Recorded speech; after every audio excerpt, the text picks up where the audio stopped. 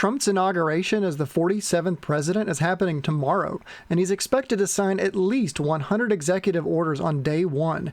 As exciting as that is, markets do not like uncertainty, and I'm excited to share numerous market setups and structures that are happening right now.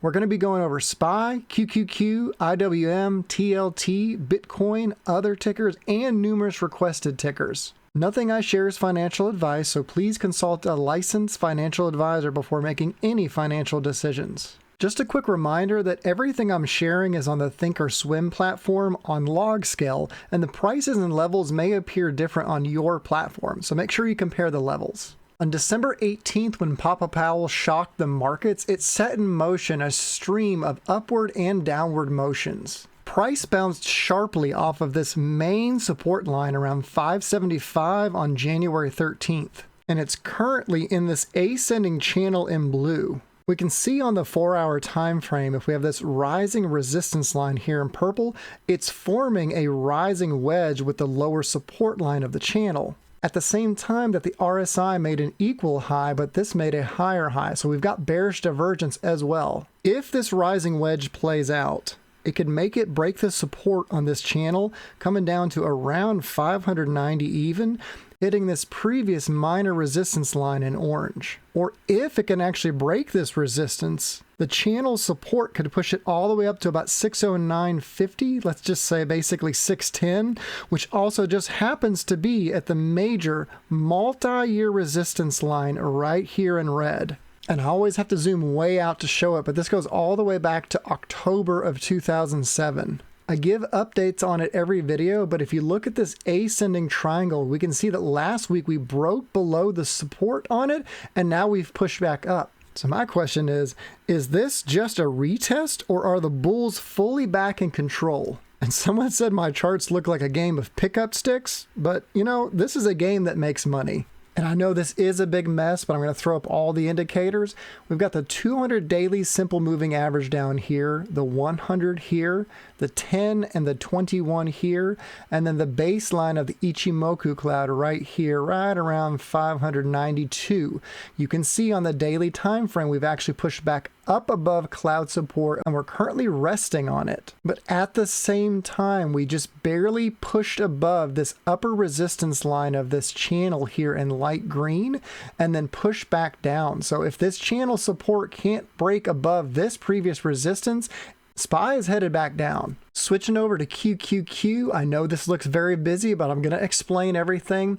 I previously shared these 3 back-to-back rising wedges where somebody could have made stupid money.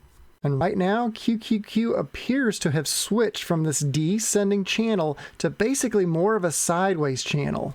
And it managed to get back above this main support line here in orange. That is very significant because it goes back to January of 2023. So I'm throwing up a much cleaner chart so you can actually visualize what's going on. It was in this descending channel where we had support, resistance, support again.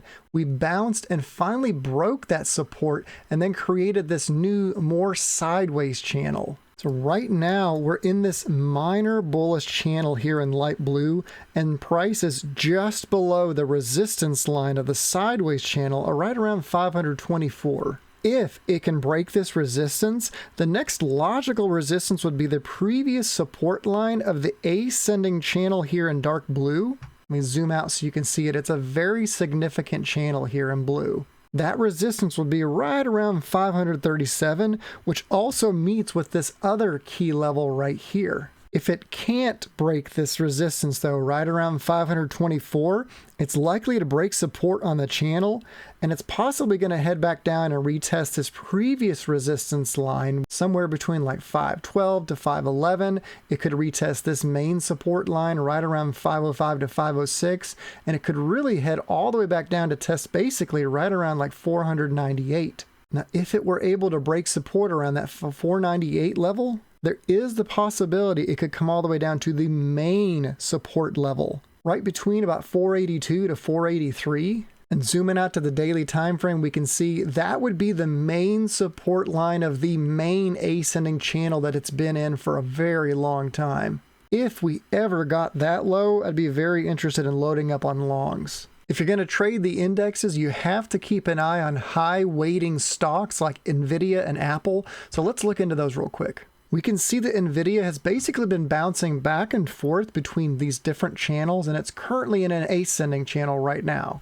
On December 20th, it bounced off of this main support line here right around 126. And just for reference of how significant that support line is, that goes all the way back to October of 2022. So it got a big push off of that key level, and basically this big inverted head and shoulders pattern that I called out with this orange as upper resistance line being the neckline, it almost completely fulfilled that pattern target, but it stalled out right around previous all-time high. Now price has actually broken back below this strong support line and it's hovering just around it, right around 138. If it can get back above, then it could push back up to right around 141 and then 144.50 pretty rapidly, which would be near the upper resistance line of this minor ascending channel right now. But if it can't break back above this, then we must assume it will continue its correction and things could start to get nasty pretty fast. There's the potential that we could see this drop to the next support level around 120, and then the next one would be right around 115, then roughly about 110. It depends on where it hits this descending support line. Basically, we could see a step down sell-off. I shared this short setup on Apple weeks ago. We can see how Apple wicked below this very strong support line around 231 to 232, got a small bounce, but it's now below that support line. There's also this descending resistance line here in red where basically every time it's gotten near it or touched it, it's sold off sharply. We just had that one very bullish day where we actually broke above it and then it's like the market said, nope, you need to stay below that. We zoom out to the daily time frame, we can see that the next real support level isn't until about 220 even, and ultimately there is the potential this comes all the way down to about 200 even, which is both a key level and a key psychological level. It will absolutely have to get back and hold above 237 for any upside potential. And it does seem to be trying to form some bullish divergence on the daily time frame, but ultimately, if Apple is bearish, it's going to be headwinds for the overall market. If you think the markets are about to have a sell the news event tomorrow, please let me know in the comments below. On January 10th, IWM briefly wicked below channel support here around 217.50, but it hit demand and bottomed at 213.93. Right now, it's forming basically a rising wedge. Somebody could call it an ascending triangle if they wanted to, with a potential breakdown target of around 222.90. Let's just say 223 to be even. Or it could actually break up. It's less likely, but if it did, it would break up to about 232, which would be just under this major resistance level and putting it into a shorter term supply zone. Next up, we're taking a look at Dixie. You can see this yellow bullish channel here that was in for multiple weeks, but now in blue here, light blue resistance up here and light blue support down here. It's forming a multi-week rising wedge pattern that's targeting basically a 3-point move. Zooming into the 4-hour time frame, you can see all of this shaded green area here. That's all supply, as well as a very strong resistance line here around 109.50. Now there's the potential that Dixie could continue to push back up and it could hit this upper resistance line, maybe even where it converges with this even longer term resistance line, somewhere around 110.50. Now if we started to get a breakdown from there, the target, it depends on where it breaks from, but let's say if it breaks from here, we could see a Dixie that comes back down to basically about 106 to 106.50. I've covered it multiple times, but there is a much larger time frame descending wedge here. And if this is actually playing out like it looks to be, that's still targeting at least around 112. And of course, there could absolutely be pullbacks and corrections before that target gets hit. And rising wedges, like 80% of the time, they break to the downside. But if this truly shows bullishness for the US dollar and this breaks this resistance level, we could actually see a targeted move of over 113, getting dangerously close to this multi-year resistance line here in light purple, where I would absolutely expect it to reject from. I'm going to go over what I'm seeing on TLT real quick and tie it together with Dixie, US Treasury yields, and the overall market. Looking at the daily time frame for TLT, we can see that we're just under this key level right here, right around 88 even. When we zoom in on the 4-hour, we can see that we have this rising wedge pattern where we just wicked above resistance and then came back down, and that's targeting basically about 85.90. Now, I want you to remember that as the price of bonds go down, their yields go up. And like I shared on social, 10-year yields also showed a falling wedge, which has already broken out, targeting a move back up to about 4.69%. I've tried to think of multiple scenarios that could cause dollar strength to sell off rapidly at the same time that 10-year and long-term yields started rising again. And the most obvious scenario would be if the market is pricing in inflation. The markets usually do well in an inflationary environment, but if they believe the Fed will hold rates higher for longer, we could see the opposite reaction. But there are some more alarming possibilities as well. If Japan is forced to defend its currency, aka yen carry trade, we could see the dollar fall and yields rise, particularly if they dump US bonds at a time when less foreign investors have been buying, the infamous bond vigilante trade. Or if economic numbers or earnings reports come out that show the US economy is slowing, or a black swan event that forces the U.S. to turn on the money printers. Like the recent hurricanes as well as the fires in California could already be leading to this. And my heart goes out to those who have lost everything, and I'm praying for them. And in these scenarios, the dollar would likely depreciate and yields would go up because of how much we would have to borrow. All of this would be likely to make the markets go red as well.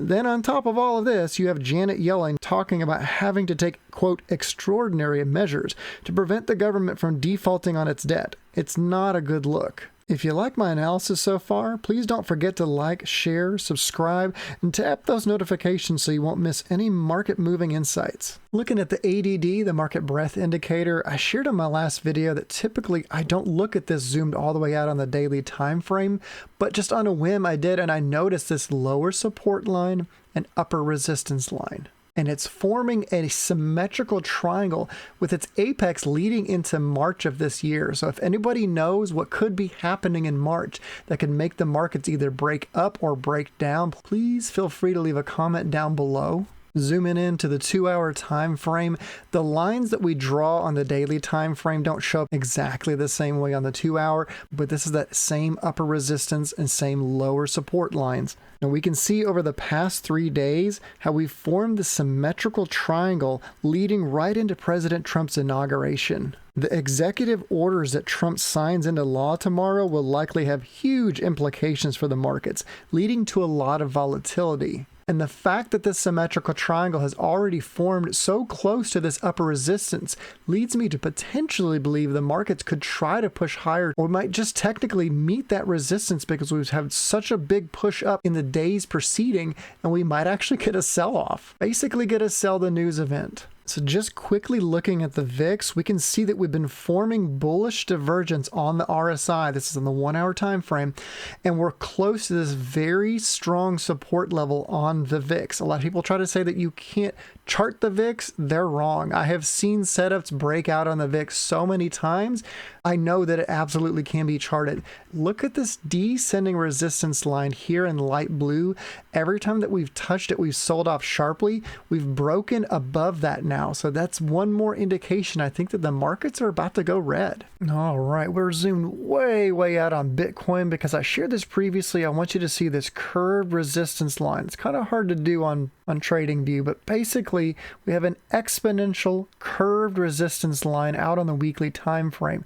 And look how close we are to it right now.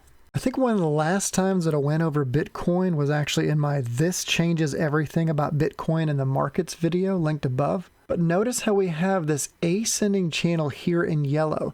This acted as resistance before. We finally broke up into it, and then we created this channel. We have the upper resistance and lower support. And every single time that we've hit this upper resistance line before, it's caused Bitcoin to sell off pretty sharply. When we zoom in a little bit on the weekly, the main thing I want you to pay attention to is this very well-defined ascending wedge that it's forming right now. And it looks a little bit different on whichever platform you're looking on, but basically the apex of this pattern is targeting about 125,000 for Bitcoin. But if this breaks to the downside, and there's a very big possibility that it will, I don't know what the catalyst will be. It could have to do with what appears to be the shortening of the crypto cycle, like I discussed in that last video. But if this breaks to the downside, but we could see Bitcoin hit about 125, maybe even 130K in the next few weeks. And then in the following months, we could actually see it come all the way back down into the low 70K, basically retesting what used to be resistance, now possibly acting as support. And I know that probably sounds pretty crazy, but I mean, it's not absurd to think of Bitcoin having even 30 to 40% corrections. All right, we've actually got 4 requested tickers. Usually I only do 3, but I was feeling very generous. So as I always do, I went ahead and charted all of our main levels out on the weekly or the monthly time frame. We're kicking things off with XLV, the healthcare sector ETF. If I zoom into the 4-hour time frame, we can see that it was in a bullish ascending channel here in orange, and then it broke out, made a new all-time high, and now it's in this bearish descending channel in blue. And if we zoom in even more, we can actually see that it's in this minor bullish channel here in purple. If it could break resistance right around 141, the next key level would basically be right around 148. But if resistance holds, it could break down from this minor bullish channel and head back down to basically around like 136, and possibly even the lower support line of the wider bearish channel in light blue, somewhere between 131 to 132, depending on where it hit. And we would expect either one of these things to occur within possibly the next 2 weeks. Taking a look at Vertiv Holdings, or VRT, we've got this bird's eye view on the weekly time frame here. We can see that it's been in this ascending channel for multiple months. Then if we zoom in further on the 4-hour time frame, we can see that it's likely to meet heavy resistance right around this previous all-time high of about 145.67. If it can break through, then the next resistance is around 164 to 170, depending on where it hits this ascending resistance line here in purple. And I'll drag this over and zoom out just a little bit so you can actually see where it's likely to hit. Ultimately, if this rising wedge pattern with the lower support line in blue and upper resistance line in purple, if this breaks to the downside, it's targeting roughly a 61-point drop, possibly to around $84 even per share. And I've got to zoom out to the daily time frame so that it's even visible, but alternatively, if it were to actually break through multiple resistance levels, it could head up by about 61 points to about 236 to 240, which is still not even touching this upper resistance line of this bullish channel here in orange. Looking at FuelCell Energy out on the weekly time frame, we can see that in general, it's been on this downtrend. It's been very bearish. And if I zoom in a little bit, you can actually see this upper resistance line that descends starting all the way from March 10th of 2014. Zooming in on the daily time frame, we can see that there's this demand zone here that goes all the way back to 2019. And price just recently hit this main demand zone and bounced very sharply. If the sell-off that occurred here between November 5th and November 13th was a capitulation event, it could mean that the last of the sellers got out and there might be all new buyers. Just look at the volume on the November 15th candle here. That sure looks like a short squeeze to me. If that's the case, and it reacts how it did the last time that it touched that main demand zone, there's the possibility it's headed all the way back up to this descending resistance line around 120 to 130, depending on if or when it hits. And that would also be in this supply zone that goes between about 77 to 133. It would absolutely have to break above this resistance line of this bearish channel around maybe 21 to 22, and then this key resistance about 30 to 31. Looking at Citigroup on the weekly time frame, it was kind of like FCEL in the fact that rather than there being very clear-cut support and resistance levels, there were a lot of supply and demand zones or different areas of interest. We can see when we look at the daily, it's in this bullish ascending channel here in orange, but it's super overbought on the monthly time frame. Like the RSI is all the way up to basically 85, and it's just under this key resistance level of basically about 84. So in my technical opinion, it's much more likely to pull back from there. So I would at least expect it to retest this previous resistance line here in blue, maybe around 75 to 76. And if that holds up, then it might try to test that resistance line basically around like 84. But if it's not able to push above that, it could come all the way back down to the lower support line of the bullish channel, somewhere between like 66 to 67. Now, alternatively, if all of that resistance can actually get broken, it may be headed all the way back up to the upper resistance line of this bullish channel, somewhere between like 93 to 94. But at the very least, when we look at the 4-hour time frame, I don't think it's just a coincidence that it's forming this very well-defined ascending wedge right up into that resistance level. So could it push a little bit higher by about, 3 to 4 points? Yes. But if this breaks to the downside, if it comes all the way up to resistance and breaks to the downside, we would expect it to come down to at least around 76 to 77 and could even come all the way back down to this main support line, basically around like 74-ish. I'm about to share this week's trading rule to live by, but if you enjoyed this video, please like, share, and subscribe. Best of luck, cool cats, and God bless.